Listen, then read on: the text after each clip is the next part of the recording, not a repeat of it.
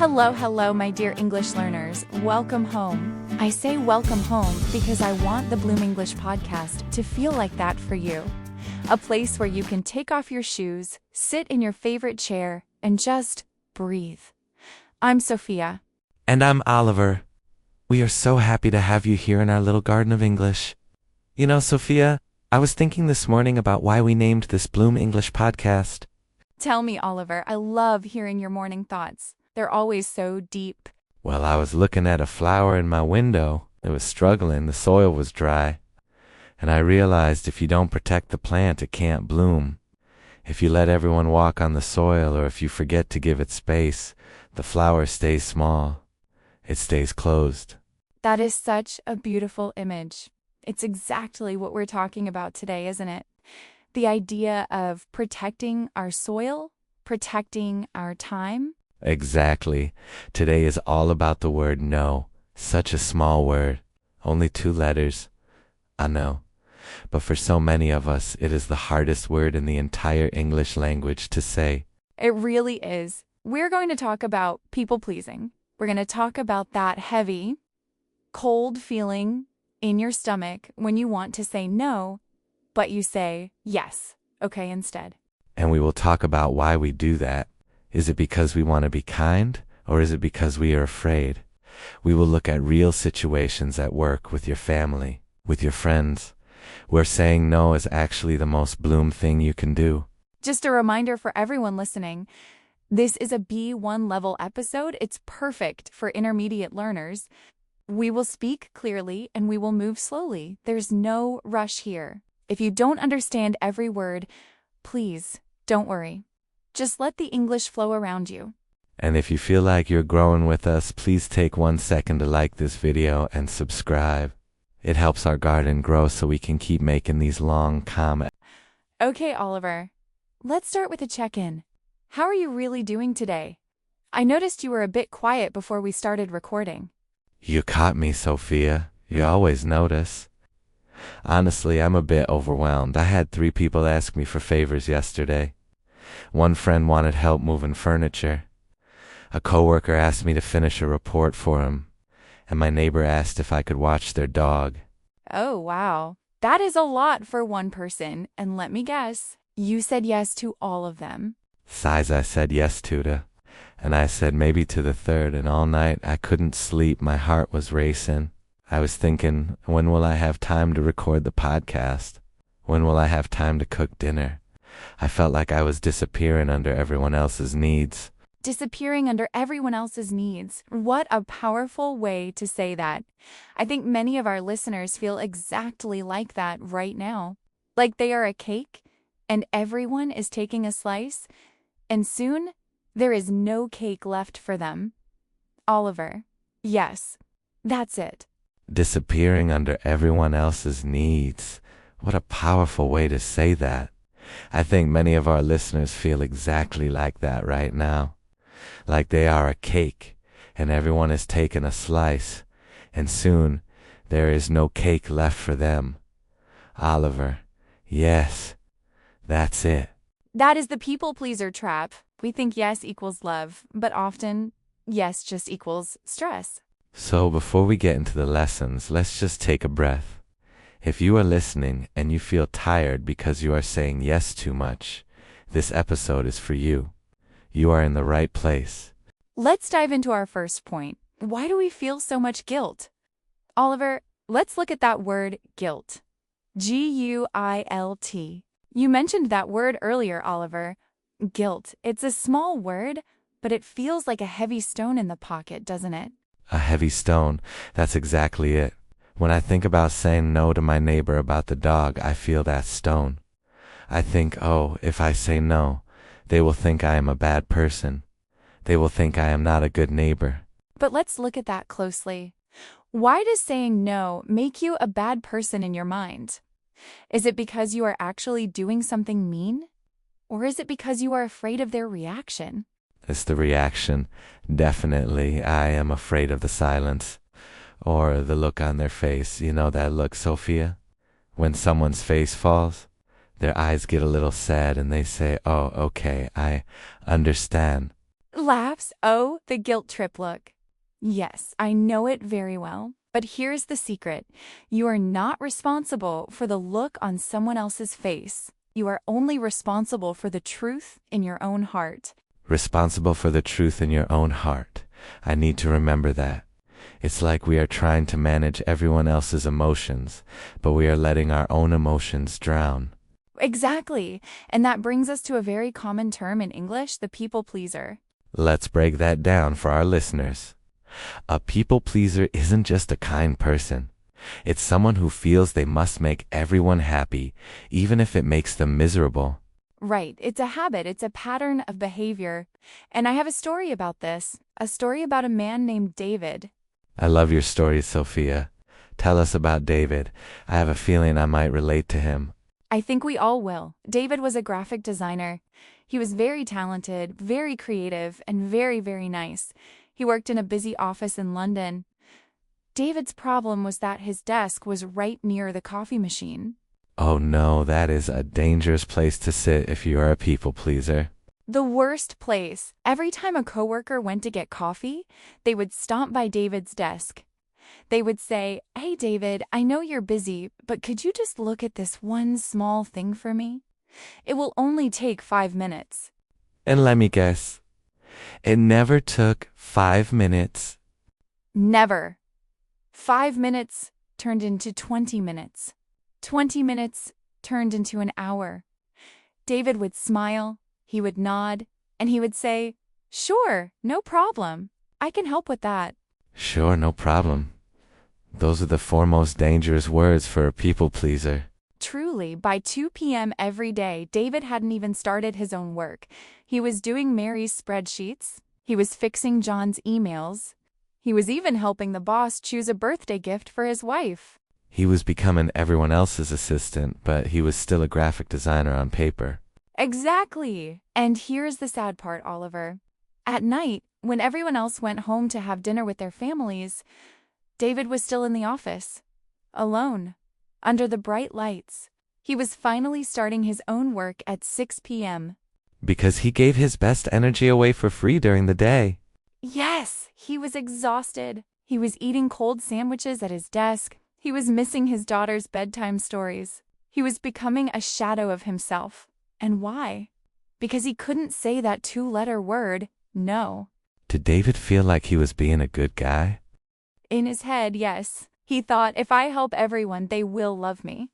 They will think I am the best employee in the company. But do you know what actually happened? Tell me. I have a feeling it's not a happy ending yet. One day, the big boss called David into the office. David thought, maybe I'm getting a promotion. I've helped everyone. But the boss looked frustrated. He said, "David, your own projects are late. Your quality is dropping. You seem distracted. If you don't improve your focus, we are going to have a problem." Wow. So, by trying to please everyone, he ended up pleasing no one, especially not his boss. And especially not himself. He went back to his desk and he almost cried. He realized that Mary, John, and everyone else he helped, they weren't the ones who were going to lose their jobs. He was. This is such a powerful lesson. When you say yes to everyone else, you are accidentally saying no to yourself. You are saying no to your rest, no to your family, and no to your own goals. David's story is so common. It's what we call the cost of kindness. But it's not real kindness. Real kindness requires a boundary. Let's talk about that word boundary. In English, a boundary is like a fence around a garden. Without a fence, the neighbor's dogs can run in and ruin the flowers. The wind can blow trash into the grass. I love that. A boundary isn't a wall to keep people out. It's a fence to keep the garden safe. Right, if I have a fence, I can still talk to my neighbor over the fence. I can still be friendly. I can even invite them in for tea. But they know where their garden ends and my garden begins. And David had no fence. His garden was just a public park where everyone could walk and leave their trash. So, what did David do? How did he start building his fence? It started with one very uncomfortable Tuesday. John came over with a stack of papers. He said, "David, buddy, I need a huge favor." Oh, I can feel the tension already. My heart is beating faster just hearing this. David's heart was beating fast too. His palms were sweaty. He wanted to say, "Sure, John, put it on the desk," but instead he took a breath. He looked at his own computer screen, and he said, "John, I would love to help you, but I am focusing on my own deadline today. I'm not available for extra tasks this week." Gaps, he said it. He actually said it. I am not available. And do you know what John did? Did he scream? Did he fire David? I hope not. John just said, "Oh, okay. No worries, man. I'll ask Sarah." And he walked away. That's it? He just walked away? That was it. David sat there for 10 minutes just staring at his screen. He realized that the monster he was afraid of, the anger from his coworkers, it wasn't real. It was only in his head. Most people are not villains. They are just busy. If you say yes, they will take it. If you say no, they will just find another way. They don't hate you. They just want their coffee and their help. Exactly. And once David started saying no, his work became beautiful again. He went home at 5 p.m. He read stories to his daughter. He started to bloom. He started to bloom because he protected his soil. Yes, and for our listeners, I want you to think, are you a David? Is your desk near the coffee machine of life? Are you doing everyone else's work while your own dreams are waiting in the dark? If you are, it's okay. We are going to help you. In the next part, we are going to look at the exact English sentences you can use to say no without sounding rude. Because there is a classy way to say no. You don't have to be a jerk. You can be a kind person with a very strong fence. Sophia, David's story really hit me. It made me realize that saying no isn't about being mean, it's about being honest. But here's my problem. Even when I want to say no, I struggle to find the words in English. I feel like if I just say no, I sound like a cold, angry person. That is a very common fear, Oliver. English is a language of padding. Do you know what I mean by padding? Padding? Like the soft material inside a pillow? Exactly! In English, we often wrap our no in soft pillows so it doesn't hurt the other person. We don't just say no. We use polite phrases to show that we still care about the relationship, even if we can't do the task. Okay, I need those pillows. Let's do a little role play for our listeners. Let's imagine a work situation. You are my manager, Sophia, and you are asking me to stay late on a Friday to finish a report. Oh, the Friday afternoon trap. Classic. Okay, I'm the boss. Clears throat. Sounding professional, Oliver, I'm so sorry to do this, but the client just called. They need the presentation by Monday morning. Can you stay for a few hours tonight and finish those slides? Pause is okay. My heart is racing. I want to say yes, boss, because I'm a people pleaser. But I have a dinner with my sister tonight. How do I say no without getting fired? Try this phrase. I'm at capacity.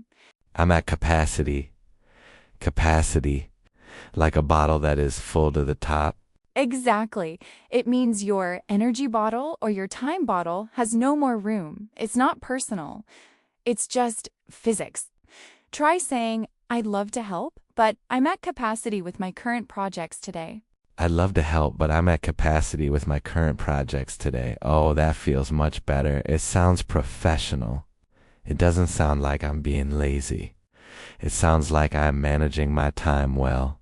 Exactly. You're showing that you value the quality of your work. If you say yes when you are at capacity, the work will be bad. So saying no is actually protecting the company's quality. That's a great way to look at it. What about a social situation? Imagine a friend, let's call her Sarah, asks me to go to a loud party on a Saturday night. But I've had a long week and my social battery is at 0%. Okay, let's try it. I'll be the pushy friend, Oliver. You have to come tonight. Everyone is going to be there. It's been so long since we all hung out. Don't be boring. Come have a drink. Ooh, the don't be boring line. It always makes me feel so much guilt. I know it's a tiny bit of pressure, but here's your classy response. I'm going to pass this time, but thank you for thinking of me. I'm gonna pass this time. I like that. Sounds like I'm making a choice, not making an excuse. Yes, and the most important part, stop talking. Stop talking, but I want to explain. I want to tell her about my long week and my headache and how my car broke down. No laughs. This is the biggest mistake people make. We call it over-explaining. When you give 10 excuses, you are giving the other person a chance to fix your excuses. Oh, I see. If I say I can't come because I'm tired, Sarah will say, oh, just come for 1 hour, you can sleep tomorrow. Exactly. You are opening a negotiation, and your rest is not up for negotiation. If you just say, I'm going to pass this time, I really need some quiet time, and then you stop, there is nothing for her to fix. Your rest is not up for negotiation. Sophia, that is the sentence of the day. We treat our energy like it's a gift we owe to everyone else. But we need to talk about the energy battery. Let's do it. Think of your energy like the battery on your smartphone. When you wake up, maybe you are at 90%. Every time you answer a stressful email, you lose 5%. Every time you have a difficult conversation, you lose 10%.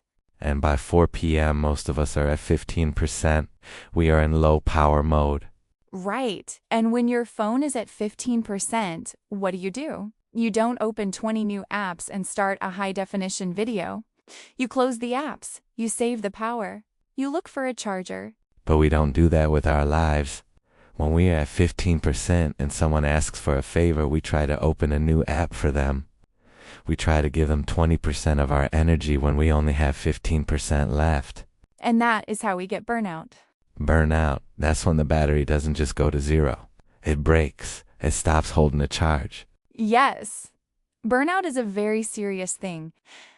It's when you feel so tired that sleep doesn't help anymore. You feel cynical. You feel like you don't care about your work or your friends anymore. It's a very dark place to be. I've been there, Sophia. I remember a time when I was working 2 jobs and trying to please my parents by visiting them every weekend. I wasn't sleeping. I was drinking too much coffee just to stay awake. And eventually, I couldn't get out of bed. My body said no because my mouth wouldn't. That is so powerful, Oliver. Your body said no because your mouth wouldn't. Our bodies are very smart. They know when the soil is dry. They know when the flower is thirsty. So if we want to bloom, we have to learn to check our battery percentage.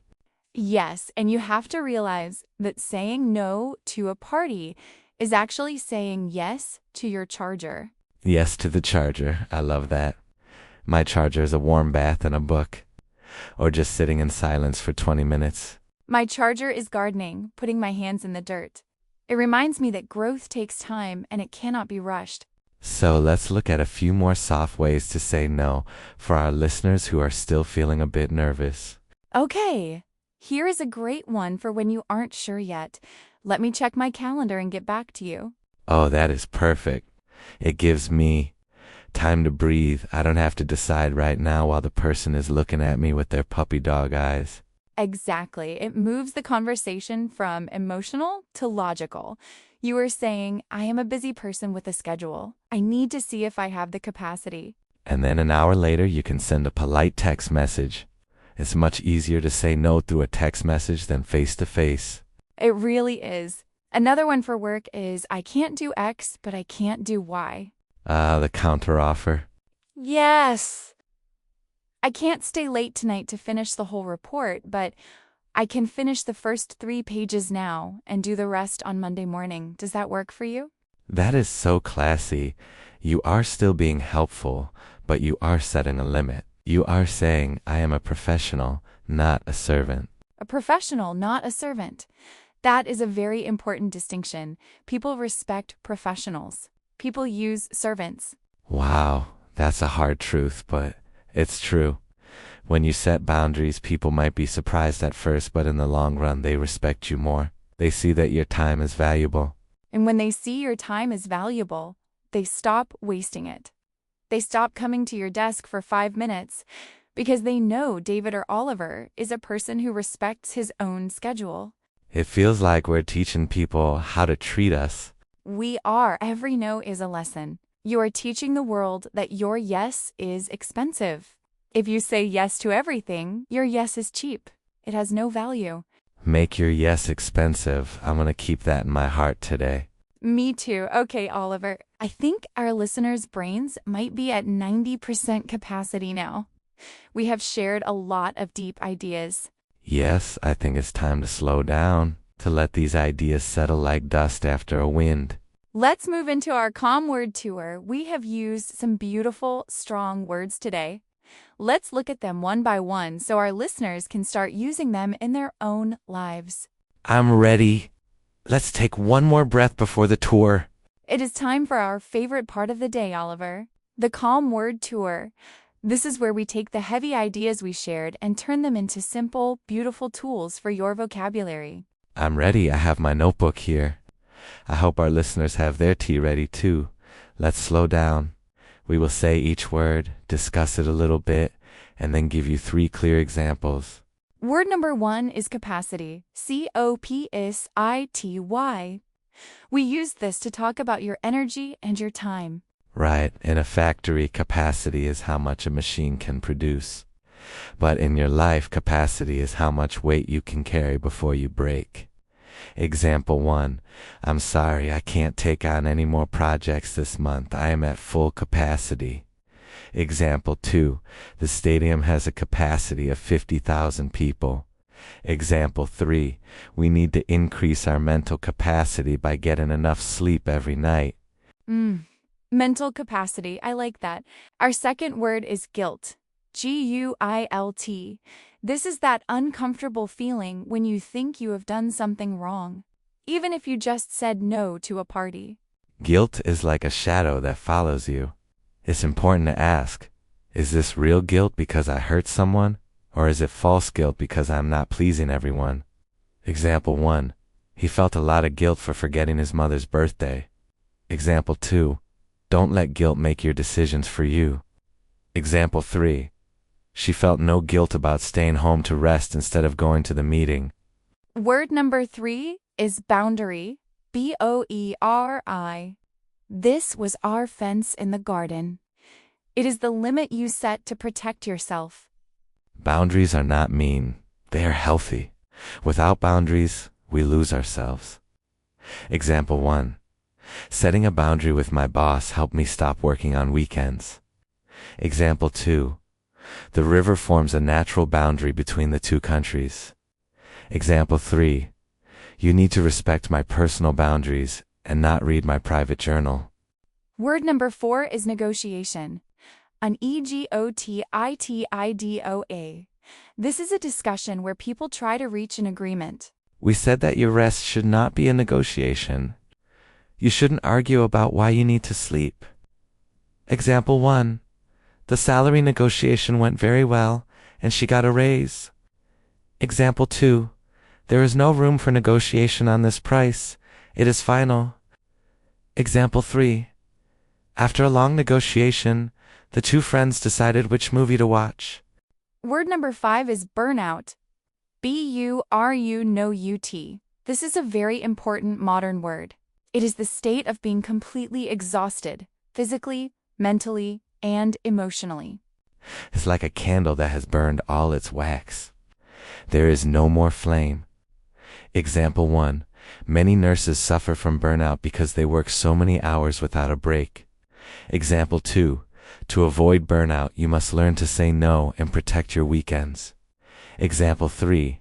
His burnout was so bad that he had to leave his job for 6 months. Word number 6 is padding. PODDING. We used this to talk about polite padding in English sentences. Right, it's the soft words we put around a difficult no to make it feel more gentle.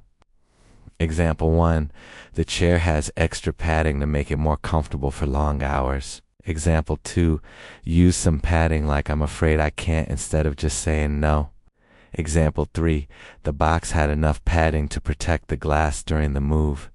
Word number 7 is miserable. MISERABYE. This means very, very unhappy or uncomfortable. We said that David was miserable because he was trying to please everyone and staying late at the office. Example 1. The weather was miserable. It was cold, rainy, and gray all day. Example 2. She was miserable in her old job, so she decided to start her own business. Example 3. It's miserable to have a cold when you have so much work to do. Word number 8 is deadline. DEDLANE.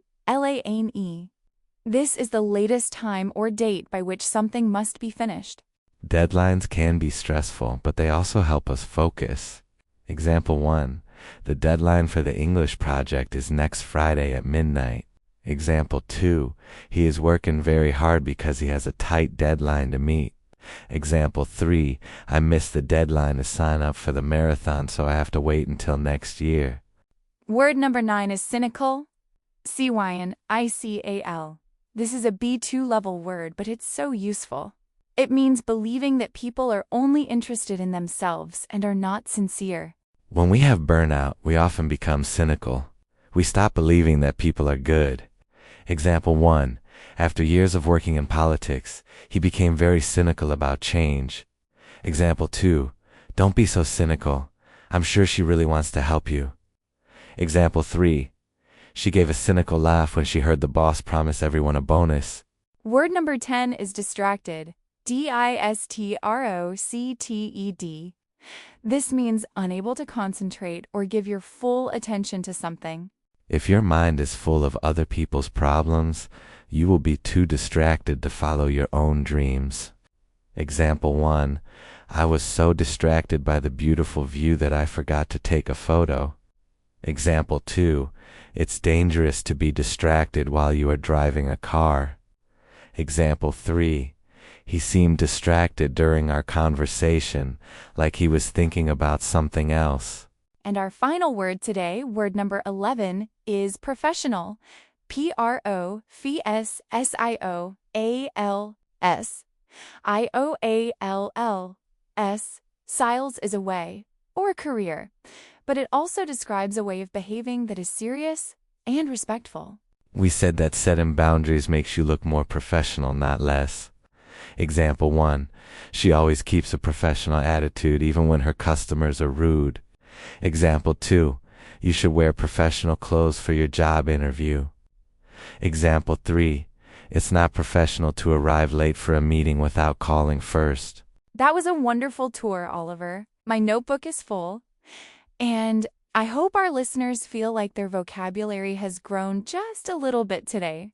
Remember, you don't have to use all 11 words today. Just pick one word that felt right to you. Use it in a comment or say it out loud while you are making dinner. That is how you bloom, one word at a time, one no at a time, one breath at a time. Before we go, Sophia, do you have a final message for our Bloom English family? I do. My dear listeners, if you are sitting there right now feeling tired, if you are feeling like David, doing everyone else's work, please remember, you are the gardener of your own life. You are the only one who can protect your soil. It is not selfish to rest. It is not mean to say no. It is a sign that you value the life you have been given. We want to see you flourish. We want to see you bloom into the most confident, rested, and happy version of yourself. And yes, your English will improve too. But your heart comes first. If this conversation helped you feel a little more grounded today, please let us know. Like this video, subscribe to the channel, and share it with someone who needs to hear that they are allowed to say no. We read all your comments, and they are like sunlight to us. They help us keep going. Tell us in the comments, what is one thing you are going to say no to this week? It can be a small thing. Maybe saying no to checking your emails at 10 p.m.? Or saying no to a social plan that you don't actually want to go to. Whatever it is, we believe in you. I'm Oliver. And I'm Sophia. Thank you for listening to the Bloom English podcast. We are so proud of you. Keep practicing, keep breathing, and keep blooming. We will see you in the next episode. Bye-bye for now.